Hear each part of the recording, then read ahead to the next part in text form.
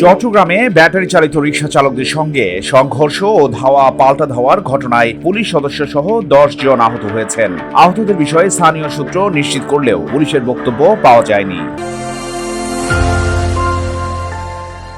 23 April বুধবার দুপুর 12টার দিকে চট্টগ্রাম নগরের চাঁদগাঁও থানার বাহির সিগন্যাল এলাকায় এই ঘটনা ঘটে। পুলিশ রিকশা বন্ধে অভিযানে নামলে সংঘর্ষের সূত্রপাত ঘটে। স্থানীয় সূত্র বলছে, বুধবার নগরীর বাহির সিগন্যাল এলাকায় সড়ক অবরোধ করেন ব্যাটারি রিকশা চালকরা। এ সময় তারা তাদের দাবি দেওয়া নিয়ে স্লোগান দিতে থাকেন।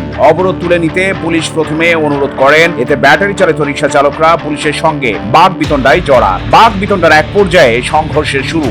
এক পক্ষ অন্য পক্ষকে ইট পাটকেল নিক্ষেপের ঘটনা ঘটে। চলে ধাওয়া পাল্টা ধাওয়া, দফায় দফায়। পরিস্থিতি নিয়ন্ত্রণে আনতে টিয়ার সেল নিক্ষেপ করে পুলিশ।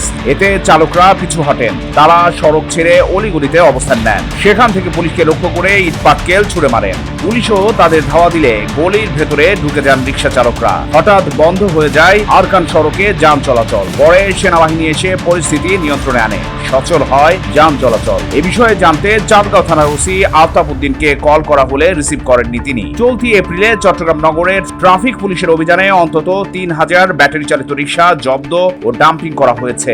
এর প্রেক্ষিতে চালকদের মধ্যে ক্ষোভ তৈরি হচ্ছিল বলে জানান ব্যাটারি রিকশা চালক ও মালিকরা। চট্টগ্রাম প্রতিদিন নিউজ ডেস্ক।